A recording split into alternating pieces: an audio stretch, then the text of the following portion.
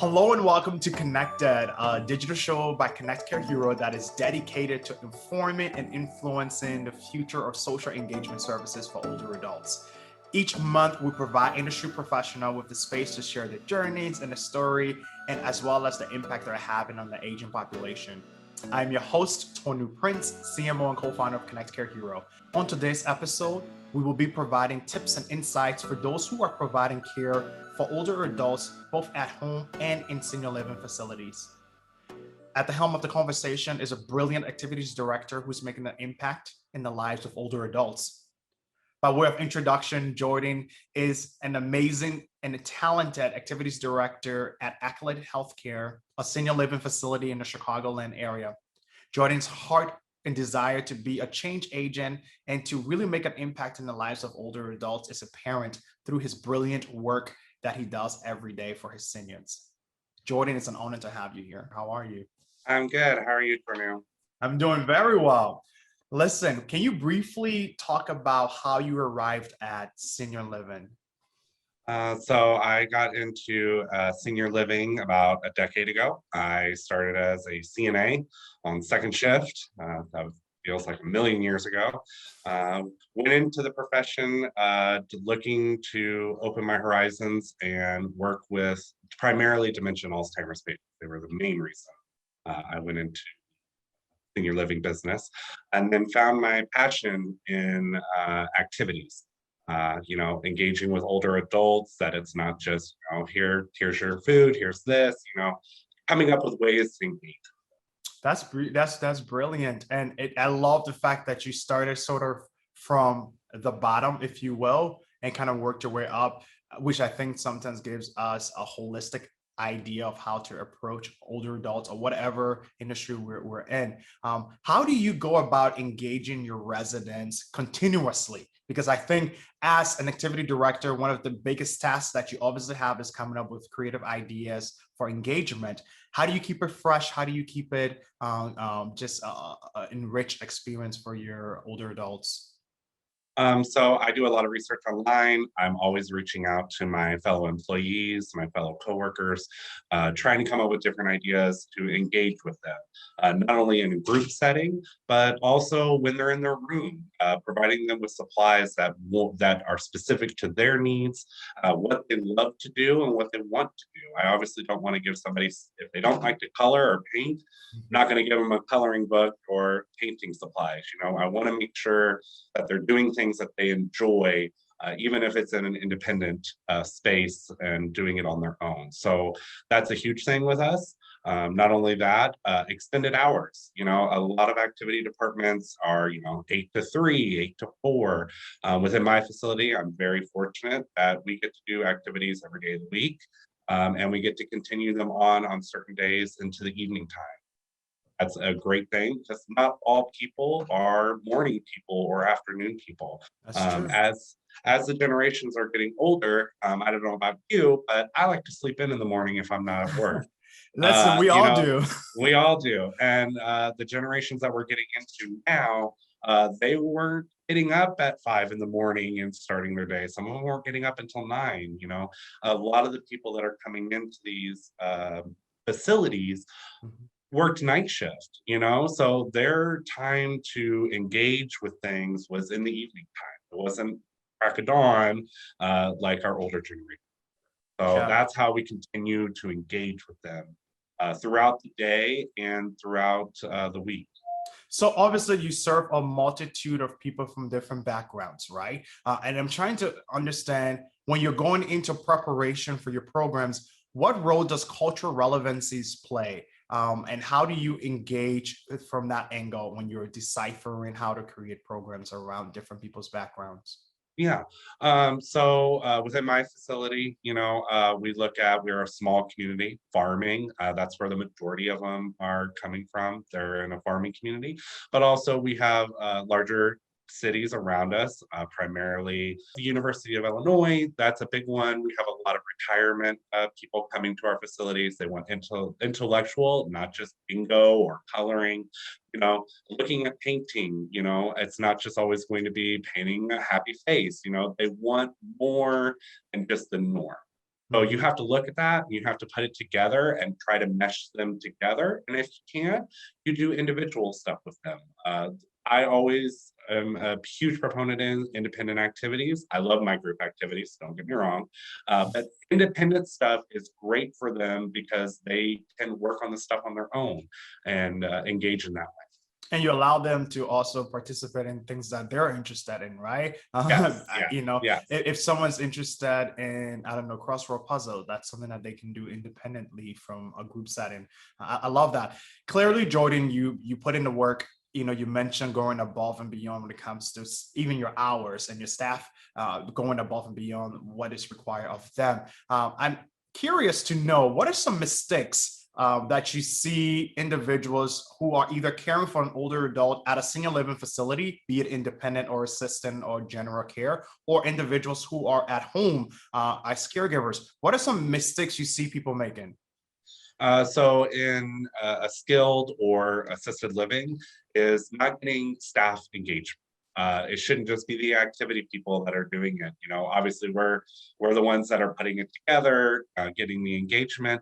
But not only that, you see the nursing staff and the dietary staff and housekeeping staff and the management coming into the room and engaging with them, not on just your specific expertise, not coming and providing care. It makes it more human. It gives more of a connection that we're not just here to provide a service, that we're here to grow with you and have fun with you, being more of a family atmosphere. So that's one of the bigger mistakes I see in facilities across the Mhm. board. From a caregiver standpoint, out and doing it on your own, with working with their loved ones at home, I see that they keep them home all the time. Engagement is huge, and you Mm, find that people do better when they have that engagement. So going to that local bingo hall or going out to the pumpkin patch or doing something with them and not just keeping them home all the time. Also, yeah, I see that home caregivers, a lot of burnout. It's a hard thing to take care of your loved one. it It is. truly is. It's very hard. It's they go through guilt, and they go through shame because they start to develop these feelings, but we can't all be there 24/7. So sometimes they have to take a break.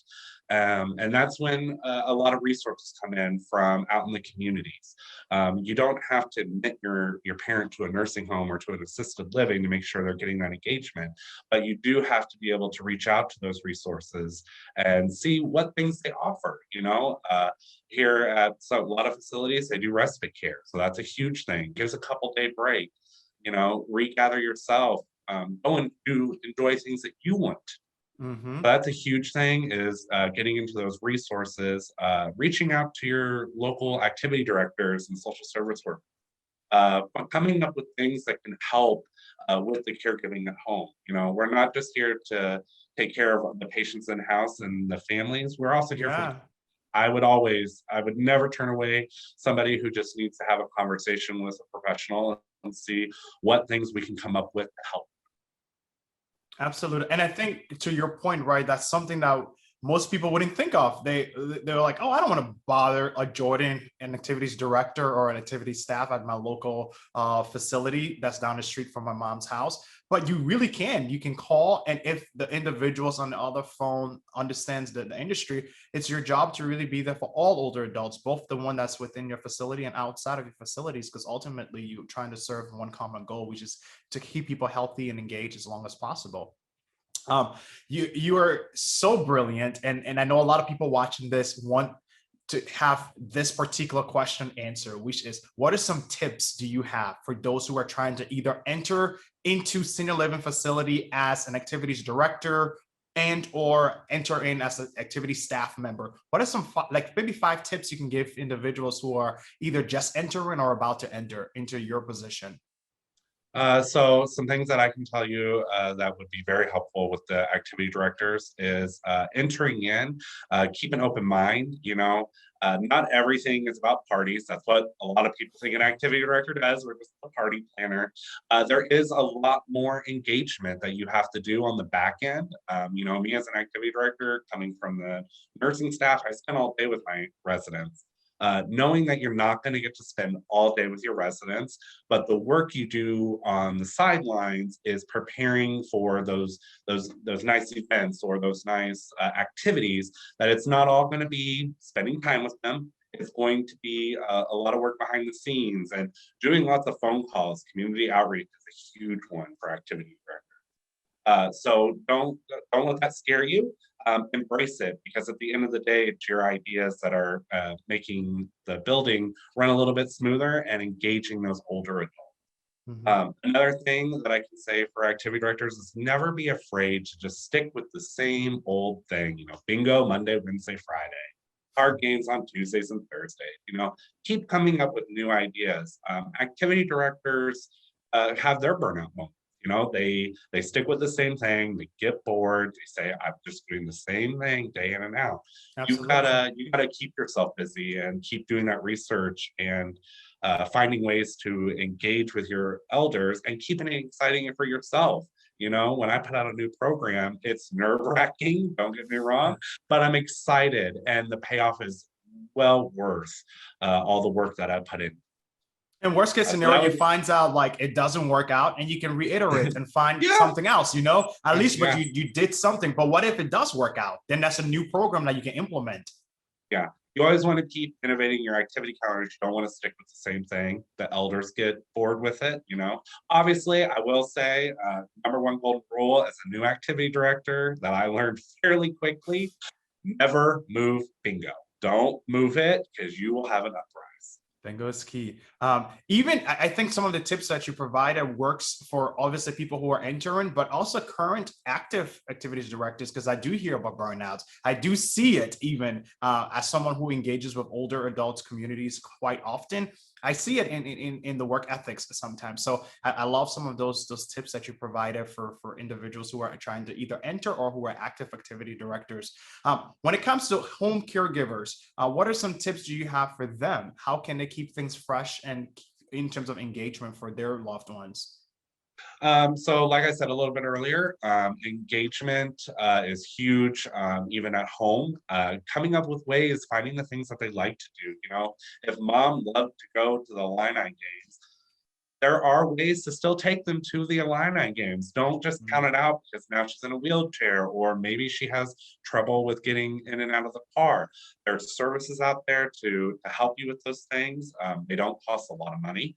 A lot of them, if you're a low income, you don't have a lot of money, there's free services out there that you can look into and get those on board so that you can take them to those things. Also, keeping with routine, that's a big one within home, but also coming up with different activities that you can do within home. Not just watching The Price is Right every morning at 10 o'clock in the morning. Find something that they want to do. A lot of these elderly people love to cook, love to do different things like that. Don't take those abilities away from them. Adapt them. Make them fun, make it something new and exciting, come up with a new recipe. Still gardening. I can't tell you how many people I bring into my facility and I get to one of my questions like, do you enjoy gardening and spending outdoors? Well, I don't garden anymore because I can't get down on the ground. You can get raised garden beds, you can get planters, it doesn't all have to be in the ground. Adapting their daily thing, their daily things that they love to do throughout the year to their needs currently. So, come up with ways to still give them those activities that they love to do, just adapt them in a different way. Absolutely. I love that. Keeping the interest still as what it is, but adapting it to the new normal. I think that's key. When it comes to the future, my last question to you is, what excites you as you think about the trends that you're seeing, especially from an activities director's position?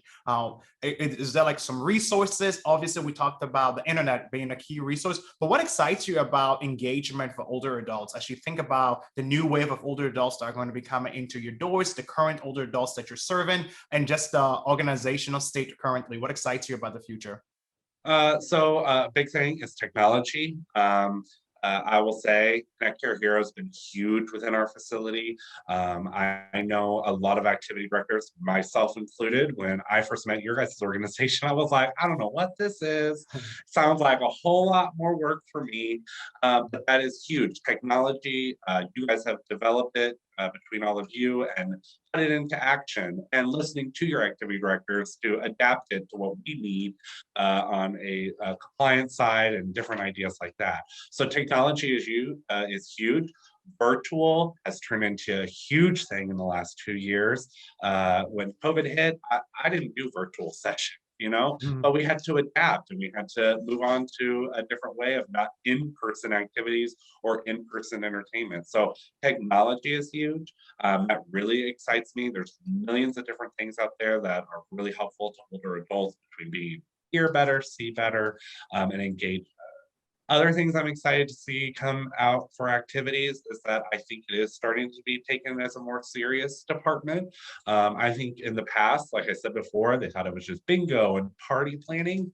We're finding that older adults they need these levels of engagement for depression, for loneliness. It's a huge factor Mm. into your activity departments. Community involvement. I find that the last 10 years, 20 years ago, you had huge community involvement. You had people coming in every day, you had volunteers, that's a huge one. Um, and then in the last 20 years, it's kind of fallen off, people are working longer. We don't have those grandparents that are home at 60 years old and then volunteering at the nursing home anymore or in the hospitals in different areas. Mm. I've noticed in the last 2 years when the pandemic hit, a lot more people want to reach out. They want to be a part of their community. They want to be engaged with where they may be one day, and setting up the future for people that, get involved in your local charities and your local nursing homes and your local hospitals. So that really excites me. I've had a lot of people reach out to me over the last year and a half, 2 years, getting a community involvement. That's huge with Mm. homes. We're not just some little box that we have a bunch of people in. There's doctors and nurses and teachers and homemakers, and they still Mm. want to be a part of their community.